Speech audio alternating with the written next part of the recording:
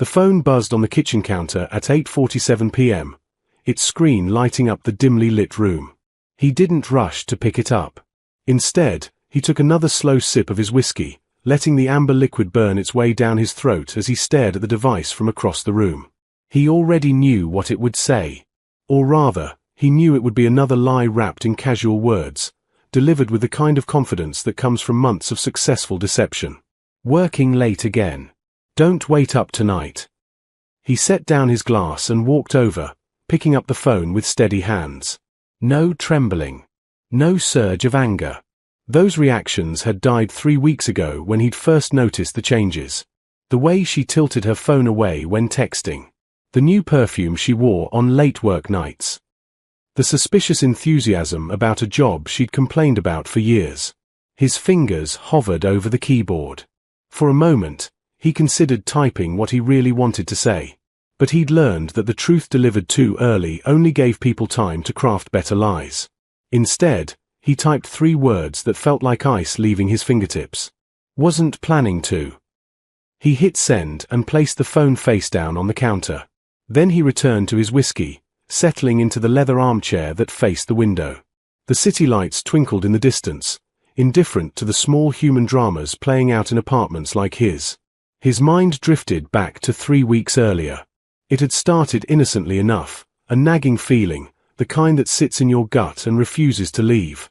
She'd said she was at a client dinner, but when she came home, there was no receipt in her purse, no business card, no mention of which restaurant. Just vague details and a quick change of subject.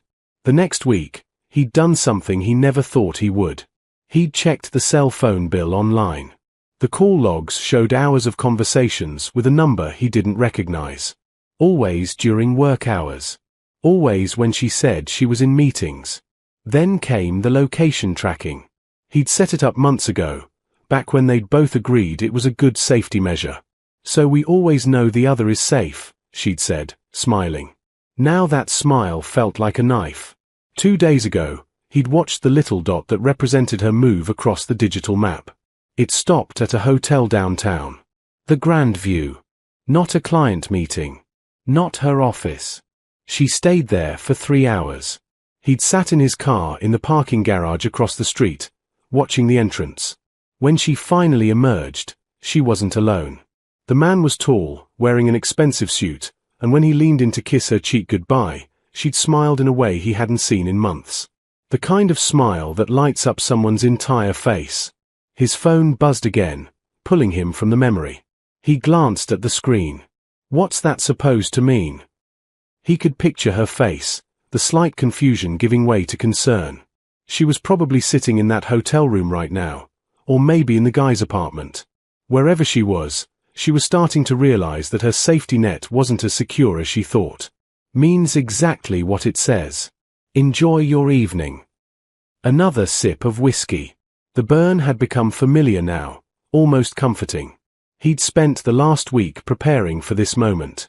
The suitcase was already packed, sitting by the door. Her clothes, toiletries, the jewelry he'd given her over the years, all neatly arranged. He'd even included the framed photo from their wedding day. Let her remember what she was throwing away. The phone rang. He looked at her name flashing on the screen and felt nothing. That was perhaps the most surprising part of all this. The anger had burned itself out. The hurt had calcified into something harder. Now there was just a cold clarity, a resolution that felt almost peaceful. He didn't answer. Instead, he stood and walked to the bedroom, pulling out the manila envelope from his nightstand. Inside were printouts of the phone records, screenshots of her location history, and a check, half of their savings account. He wasn't vindictive. He just wanted this done cleanly. The phone kept ringing. She stared at her phone screen, watching it go to voicemail for the 3rd time. Her hand trembled slightly as she set it down on the restaurant table, the romantic candlelight suddenly feeling harsh and exposing. Everything okay? He asked from across the table. Daniel. Her colleague. Her mistake. I need to go. She was already standing, grabbing her purse, her mind racing through the implications of those 6 cold words. Wasn't planning to. In 5 years of marriage, her husband had never been cold. Distant sometimes, tired often, but never cold. Never dismissive. What? We just ordered. I'm sorry. I have to go home. She was already walking toward the exit, pulling up her rideshare app with shaking fingers. The restaurant, an upscale Italian place downtown, nowhere near her office, suddenly felt like a crime scene she needed to flee. In the back of the car, she tried calling again. Straight to voicemail. She texted, "Can we talk? I'm heading home now." The message showed as read immediately. No response came. Her heart hammered against her ribs. For 6 months, she'd been living in two worlds. The comfortable life with her husband, safe, predictable, increasingly boring. And the exciting secret life with Daniel, thrilling, passionate, dangerous. She'd convinced herself she was being careful. That she had everything under control. Wasn't planning to. Those words kept echoing in her mind. They weren't angry. They weren't hurt. They were something worse. They were indifferent. As if she'd become an afterthought. As if he'd already moved on from caring. She pulled up their shared location app, something they'd set up years ago. His dot was at home, stationary. But when she looked at her own location history, her blood ran cold. She'd forgotten. She'd completely forgotten it worked both ways. He could see every place she'd been. The hotel. Daniel's apartment. The restaurants she'd claimed were client meetings. Everything. Oh God, she whispered, her hand covering her mouth. How long had he known? Days. Weeks. And he'd said nothing. Just watched. Just waited. The driver glanced at her in the rearview mirror. "You okay, miss? Can you go faster? Please?" The 20-minute drive felt like hours. She tried to remember the last real conversation they'd had. 3 days ago? 4. She'd been so caught up in the excitement of her double life that she hadn't noticed the way he'd started staying up later, drinking more. The way he'd stopped asking about her day. The way he'd started looking at her like she was a stranger. When had she become this person? She thought back to how it started. Daniel had joined her firm 6 months ago. He was charming, attentive, everything her husband wasn't anymore. Or everything she'd convinced herself her husband wasn't. The first coffee had been innocent. Then came lunches. Then the first lie about working late. Each lie had been easier than the last. Each secret had felt more thrilling. She'd told herself she deserved this excitement. That her husband had gotten too comfortable, too predictable. That the spark was gone from their marriage. But now, sitting in the back of this car, rushing home to face consequences she'd been too arrogant to imagine, she saw the truth clearly. The spark hadn't died, she'd snuffed it out. The comfort hadn't been boring, it had been safe, real, earned through years of partnership. The car pulled up to their building. She thrust money at the driver and ran to the elevator, jabbing the button repeatedly. The ride up to the 14th floor felt endless. She tried to plan what she'd say. An excuse? A confession? A denial? Wasn't planning to. No. He already knew. Whatever she'd planned to say didn't matter anymore. The elevator doors opened, and she ran down the hallway to their apartment. Her hands shook so badly she could barely get the key in the lock. When the door finally opened, the apartment was dark except for a single lamp in the living room. He sat in his chair, a glass of whiskey in his hand, looking at her with eyes that held no warmth. No anger. Just a terrible, final emptiness. "I can explain," she started. He raised a hand, silencing her. "Can you?" His voice was quiet, measured. "Can you really explain why you've been lying to me for 6 months? Why you've been sleeping with your colleague while I waited here like an idiot, believing every excuse?" Her eyes filled with tears. "How long have you known?" 3 weeks. He stood up slowly, setting down his glass. 3 weeks of watching you lie to my face. 3 weeks of deciding what kind of man I want to be. I'm so sorry. It was a mistake. It didn't mean. Don't. The word cracked like a whip. Don't insult me further by saying it didn't mean anything. If it didn't mean anything, you wouldn't have done it dozens of times. You wouldn't have lied dozens of times. She noticed it then, the suitcase by the door. She stared at the suitcase as if it were a bomb waiting to detonate. Black leather. The expensive set they'd bought together for their honeymoon to Greece. Now it sat there like a tombstone marking the death of everything they'd built. You're not. She couldn't finish the sentence. The words felt too real, too final. He followed her gaze and let out a bitter laugh. Kicking you out? No. I'm not cruel enough to do that in the middle of the night. He walked past her to the kitchen, putting physical distance between them. That's your suitcase. I packed it for you. You can take it tonight, or you can sleep in the guest room and take it tomorrow. Your choice. Please, just listen to me. I've been listening to you for 6 months, he interrupted, his voice still eerily calm. I've listened to creative excuses about late meetings and client dinners. I've listened to you talk about how stressful work is while you were actually at the Grandview Hotel. I'm done listening to lies. She felt her legs weaken and sank onto the couch. How much do you know? He pulled out his phone, tapping the screen a few times before turning it toward her. She saw her own location history, a damning map of her deception. Red dots at Daniel's apartment building. Red dots at various restaurants she'd never mentioned. Red dots at that hotel. Each one a nail in the coffin. I know enough, he said, pocketing the phone. I know about Daniel. I know this has been going on since April. I know you've lied to my face approximately 73 times. Yes, I counted. The tears were flowing freely now. It was stupid. It was so stupid.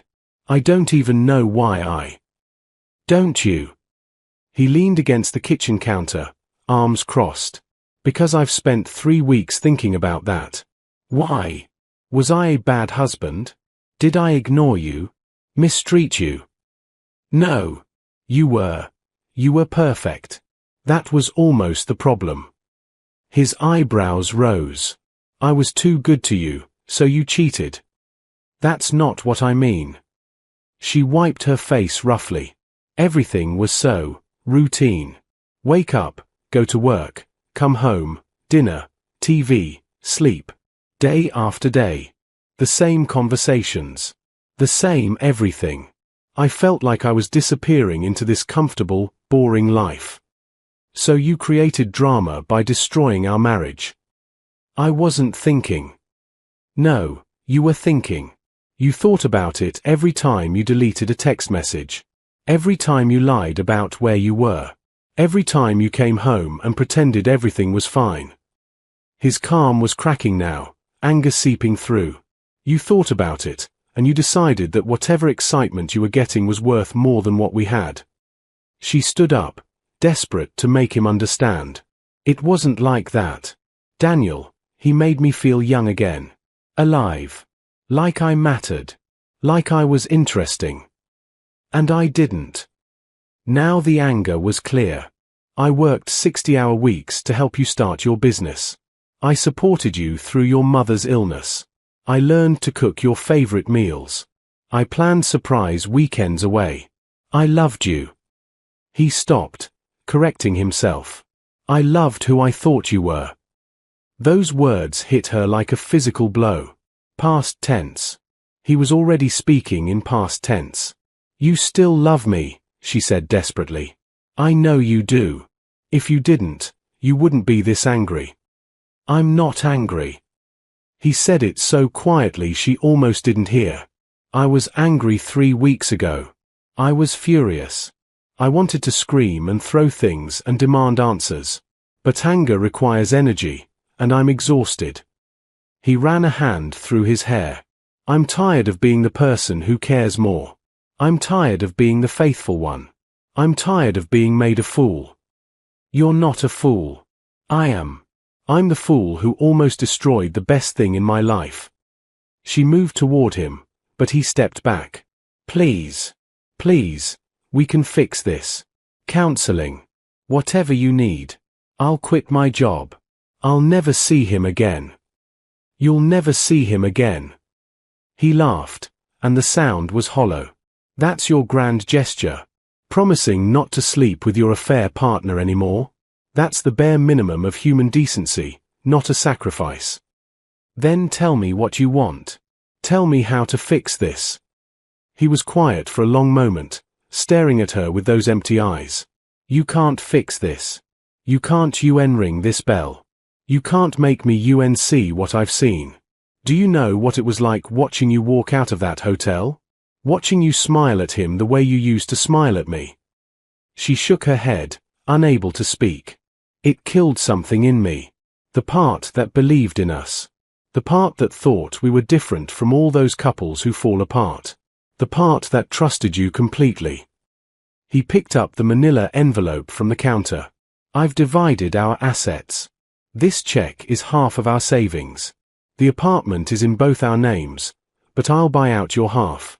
My lawyer will contact you next week. Lawyer. The word came out as a whisper. Did you think we were going to just move past this? Have some difficult conversations and go back to normal? He shook his head.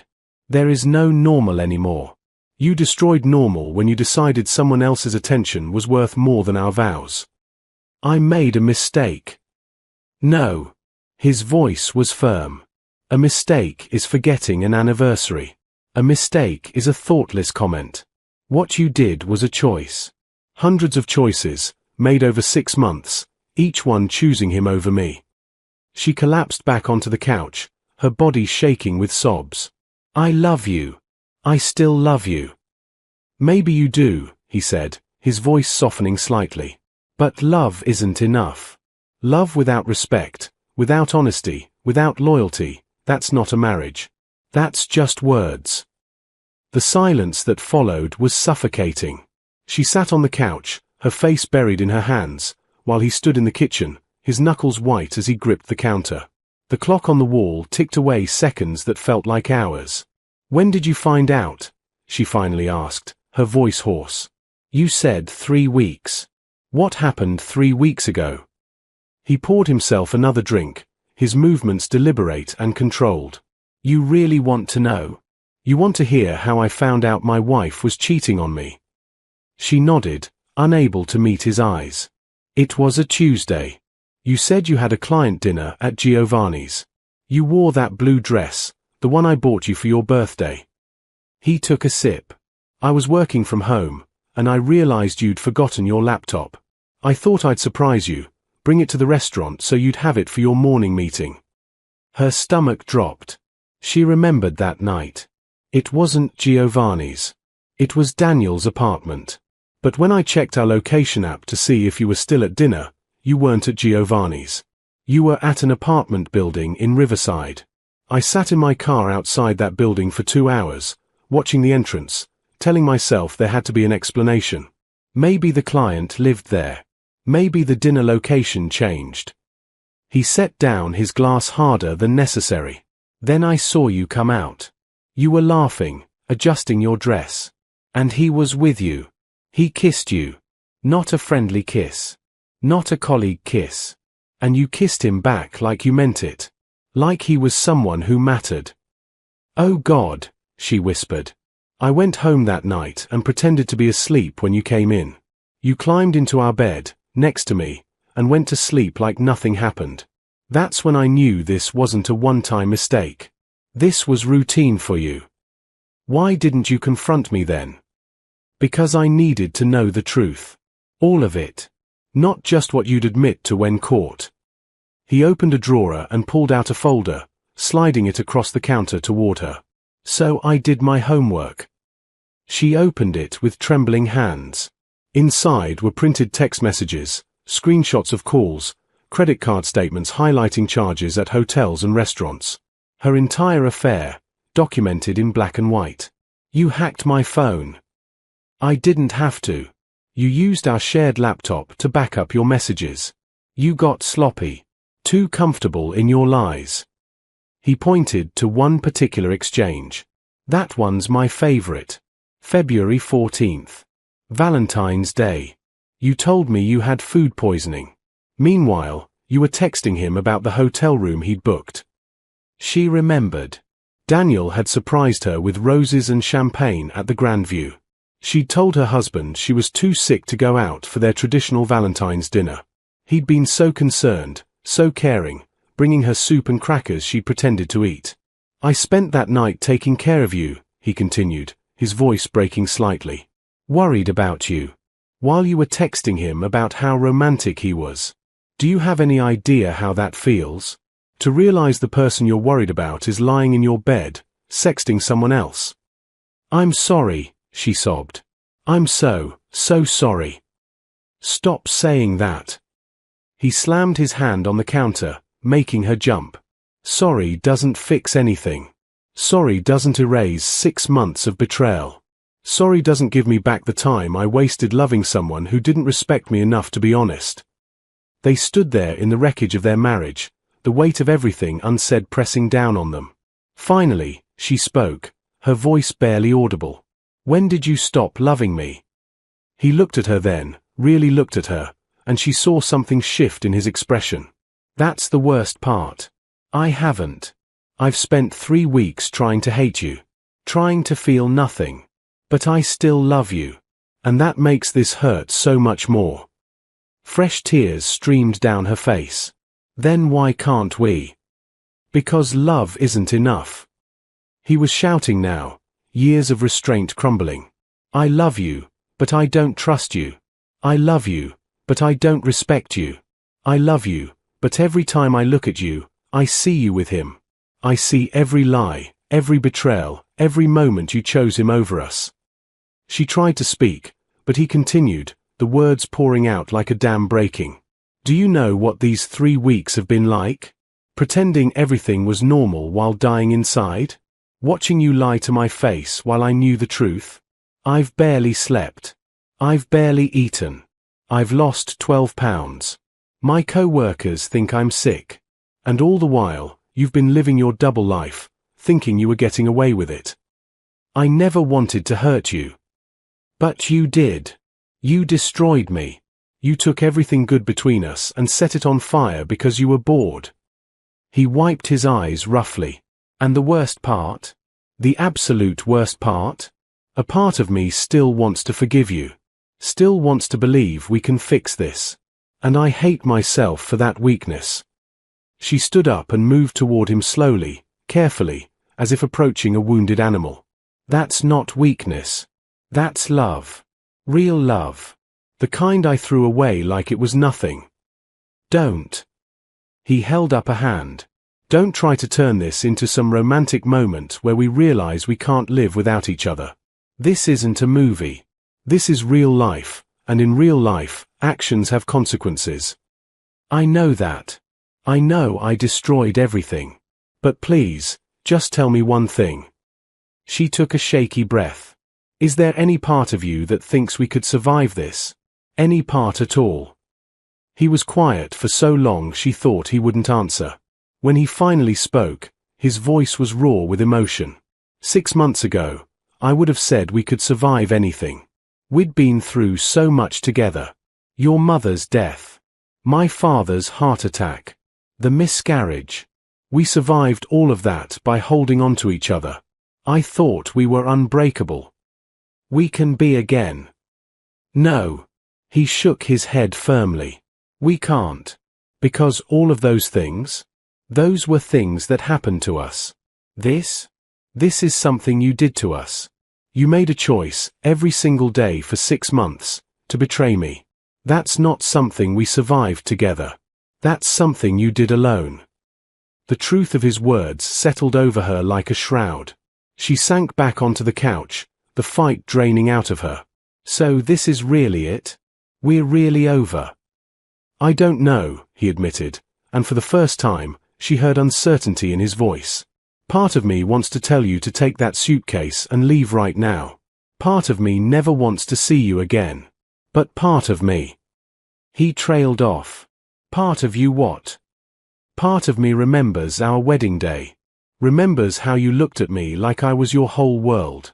Part of me remembers every good moment we've had. And that part is grieving like someone died. Because in a way, someone did.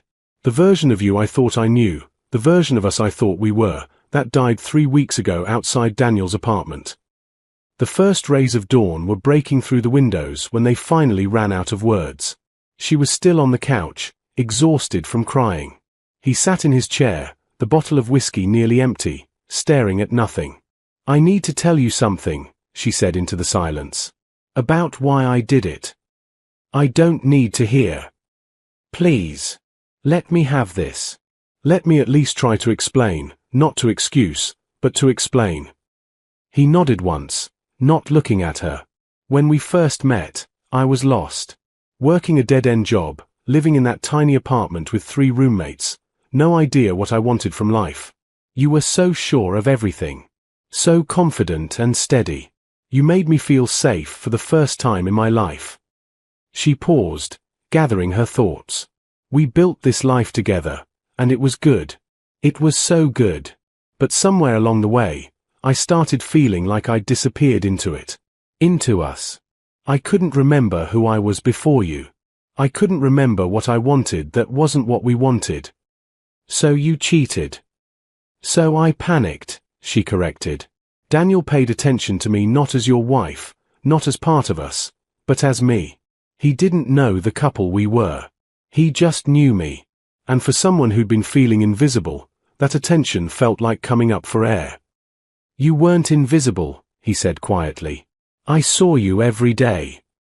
You saw your wife. The person I'd become. But did you see me? The person I was trying to figure out if I still was underneath all the roles and responsibilities." He finally looked at her. "That's not fair. You never told me you were feeling that way. How was I supposed to know?" "You're right. I should have talked to you. I should have been honest about feeling lost. Instead, I made the worst possible choice. I tried to find myself by destroying us." She laughed bitterly. "The irony is that it didn't even work. I didn't find myself. I just became someone I don't recognize. Someone who lies and cheats and hurts the person who loves her most." The room fell silent again. Outside, the city was waking up. Car horns. Distant sirens. The world continuing on, indifferent to their pain. "I've thought about something," he said finally. "These past 3 weeks, I've thought about a lot of things, but this one keeps coming back. If I'd never found out, would you have kept doing it?" She wanted to lie. Wanted to say no, that she was about to end it anyway. But she owed him honesty now, even if it hurt. "I don't know. Probably. I'd convinced myself I could manage both.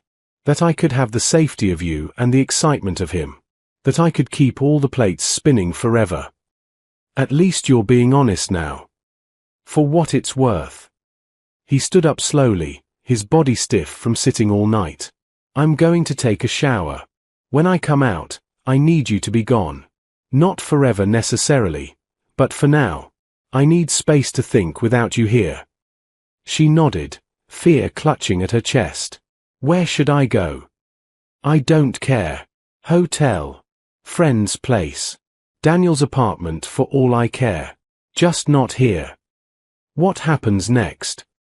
He paused at the bedroom door. "Honestly, I have no idea. I need time.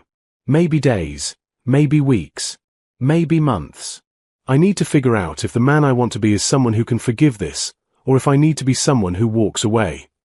And me? What am I supposed to do? That's not my problem anymore." His voice was harder now. "You're an adult. You made adult choices. You figure it out. For 6 months, you figured out how to live a double life. Now figure out how to live with the consequences." He disappeared into the bedroom, and she heard the shower start. She sat there for a moment, staring at the suitcase by the door. This was real. This was actually happening. With mechanical movements, she checked the suitcase. He'd packed carefully, enough clothes for a week, her toiletries, her laptop, even her phone charger. Nothing forgotten. Nothing to give her an excuse to come back immediately. She pulled out her phone and scrolled through her contacts. Not Daniel. She never wanted to see him again. The affair that had seemed so exciting now felt tawdry and pathetic. Not her sister. She couldn't face the judgment. Finally, she landed on Rachel, her best friend since college. "Hello." Rachel's sleepy voice answered. "It's me. Can I stay with you for a few days?" "What? Why? What happened?" "He knows. About everything. He knows, and I think my marriage is over." "Oh, honey. Of course. Come now. I'll put coffee on." She ended the call and stood, gripping the suitcase handle. The apartment looked different now, like a museum of a life that no longer existed. Photos on the walls of happier times.